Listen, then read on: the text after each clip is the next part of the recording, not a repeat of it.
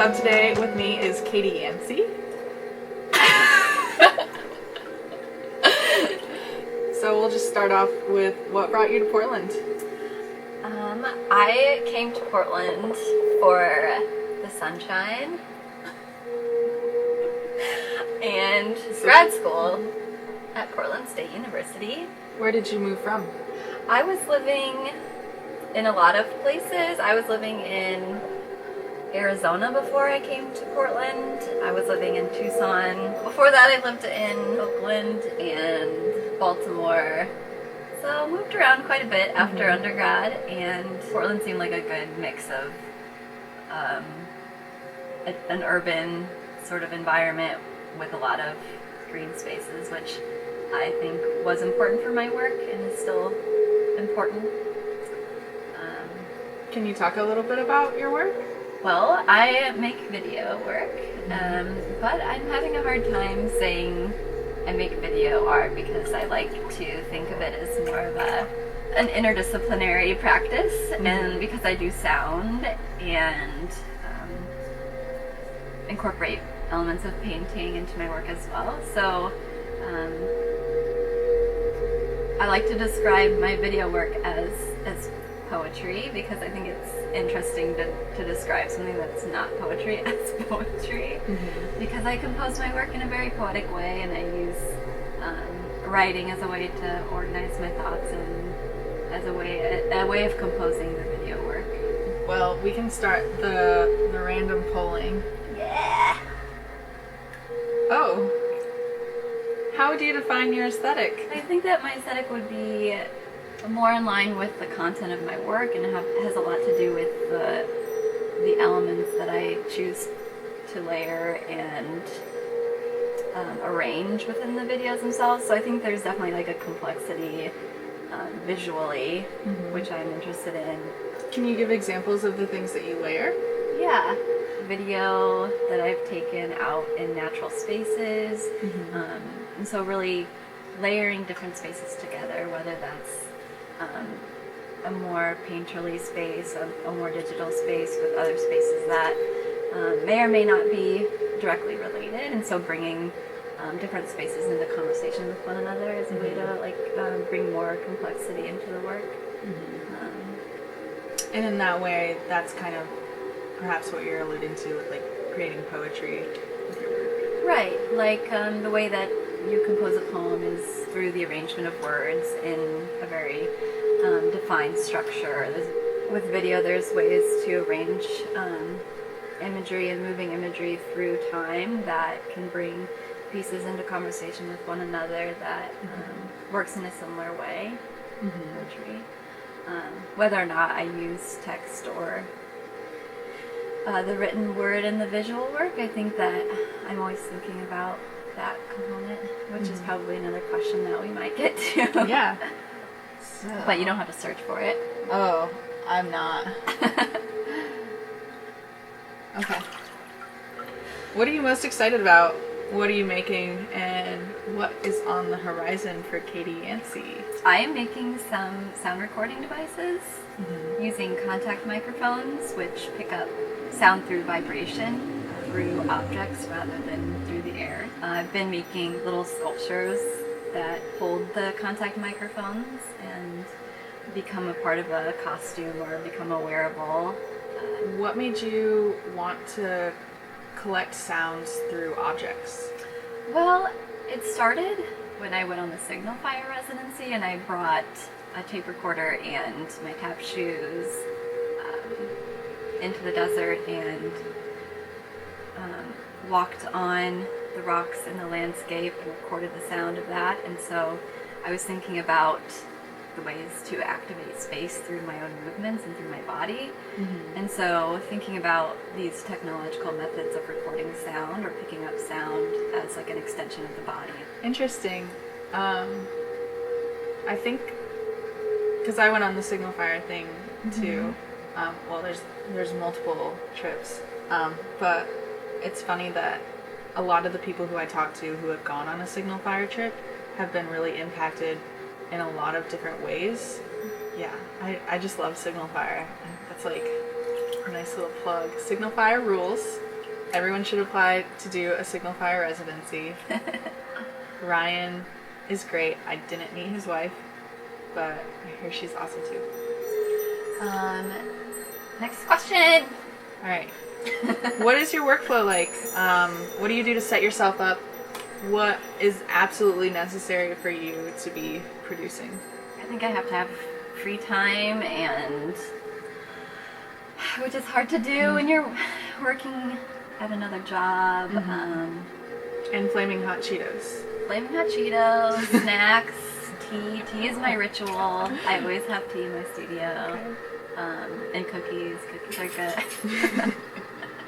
But also I think that I need a lot of privacy, which I didn't really have in grad school because they were so open and like... Do you feel better now being out of school and like not having to have weekly check-ins?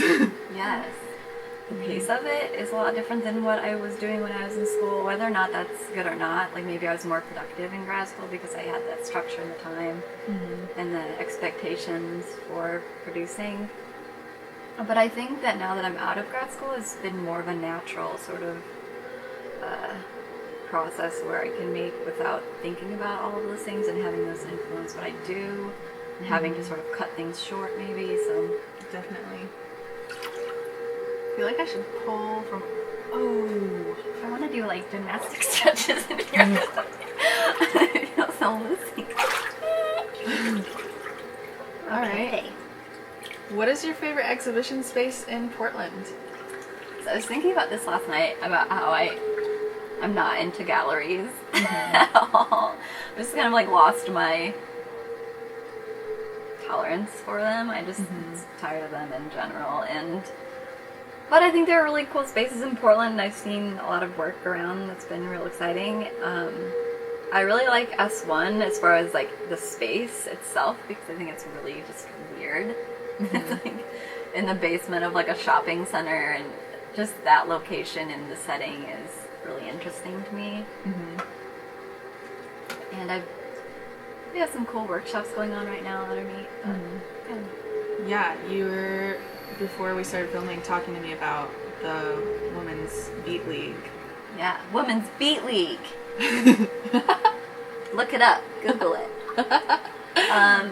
It's been really cool. I have learned how to use a lot of software that I had never really dug into before, using Ableton and some other DJ stuff, which I'm not too interested in, but was really excited about that space and providing a space for women to get together and learn how to use cool things. And it's been exciting. I've done a little bit of work using those programs since then, and it has a green floor. It does? Yes. The floor is green, like concrete, and I just think that's really lovely. Because I don't think I've ever noticed that in the white space. Guess I'm just floored by the art. Didn't. All right, next. Complete this sentence. If you like blank, then you will like my work. If you like to drive, you like my work. If you like billboards, you will like my work. If you like being wrong. If you like saying yes. If you like wearing glasses. If you like canoeing. If you like listening to sounds. If you like screen doors. If you like whale sounds. If you like whale sounds. Scratchy whale sounds. Digital whale sounds.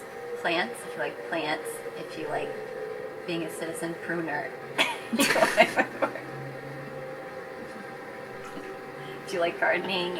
If you like being an expert gardener. If you like to skateboard. I could keep going. Yeah. If you like to make fires when you're camping, but you don't know how to make the fires. So you don't make them and you just take other people's fires. If you like fruit stands next to strip clubs. If you like...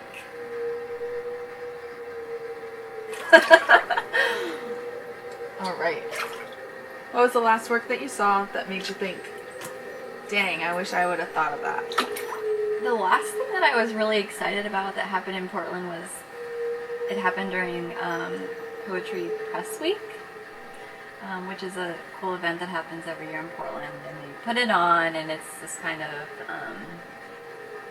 merging of art and poetry, and a lot of people present performances and video and different things along with their work, which is usually performed by someone other than themselves. So that was really exciting to me to see that those things come together in that context, and I was really into Timmy Straw's performance there.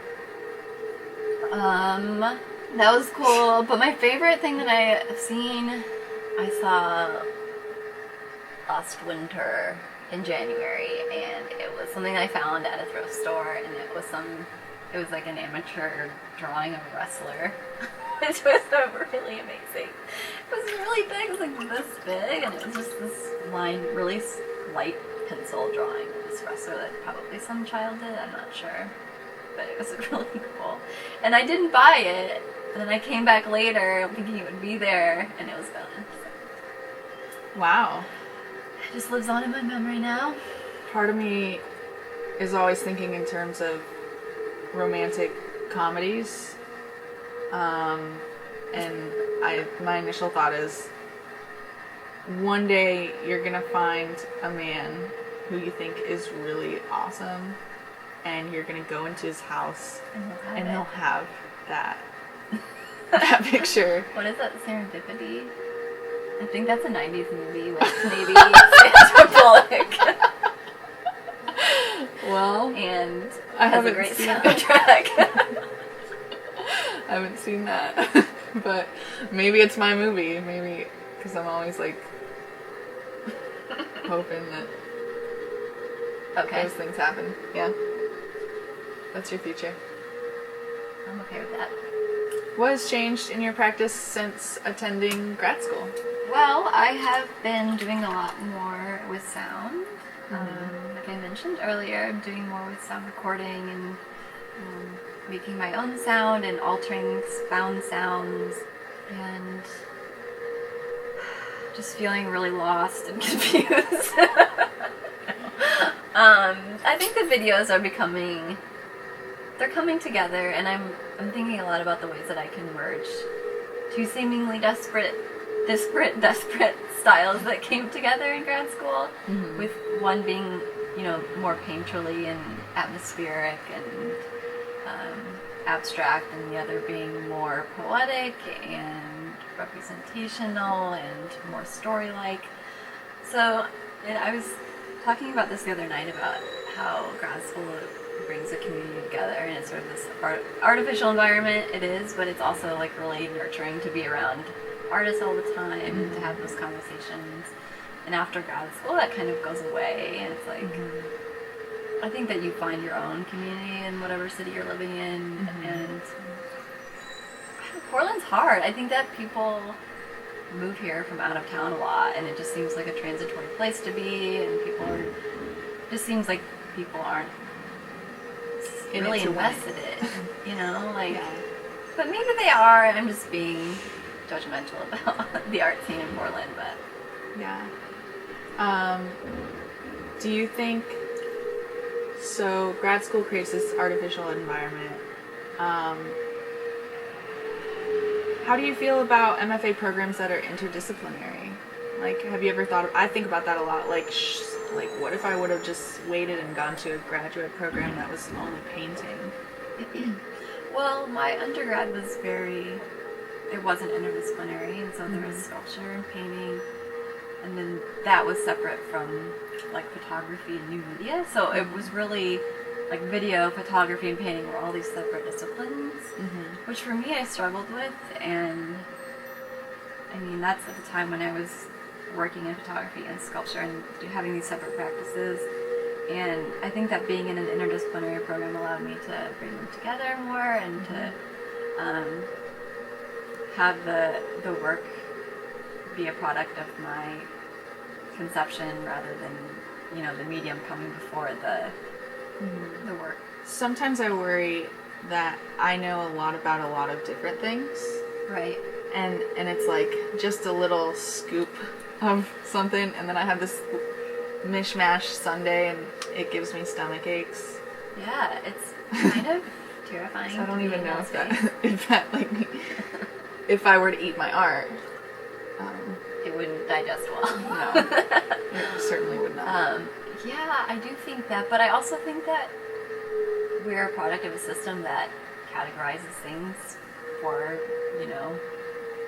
commercial purposes, and but I am really intrigued by getting away from that as a default, and I think complexity in the interdisciplinary nature of the way the world is, I think it's more closely in line with reflecting that in a way that's meaningful to me.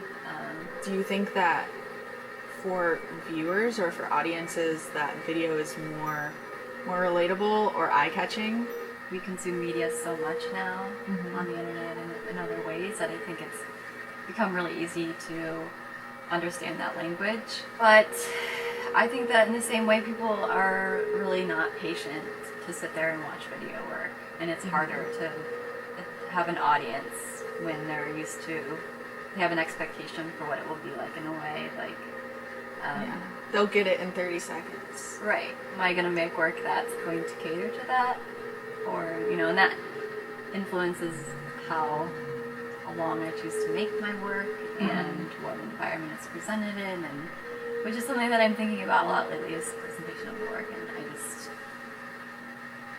I don't know what's going on with that right now. What's your ideal setting to show work? Like, would it be more taking it back to a place that you got footage, like just in a secluded nature spot? I've been thinking about that, about projecting the work in spaces like that, because my work is so much about space, and to put it in a gallery context is not really something that relates to my work, really, because it doesn't really have much to do with that's in my work, I guess. It seems like the only way that there is a relationship is that it's a designated space to view art. Right. It's a common knowledge, our common language that we have. And I think that it's helpful in the same way that it's helpful to categorize and to have words that mean something and to be able to communicate that, because it's something that we all share, and well, I'm just always looking for an excuse to go to the dunes. You should get a projector and go to the dunes and project your videos on the white dunes. Don't say that on camera. Don't give anyone that idea. Yeah, fuck everyone. Don't steal our ideas. I think that's a good idea. I've been thinking about projecting them in empty industrial lots and just different my initial trash thing was cans. No, beautiful spaces all. I was just thinking dunes. I didn't even think of that. That's a good idea because it's white. Yeah. Or tan. Relatively, a little off-white. Yeah. It would have nice texture, though. Yeah. What is the relationship between your writing practice and your art practice? I will be taking this course at the IPRC this year. And it's this program in writing and poetry. The specific subject that I'm going to be studying is image and text. So it's year-long. It's like being back in grad school, but it's not really that intense. It's just 1 day a week. But I'm curious about ways to think of the videos as writings, to think of them as poems in an abstract way.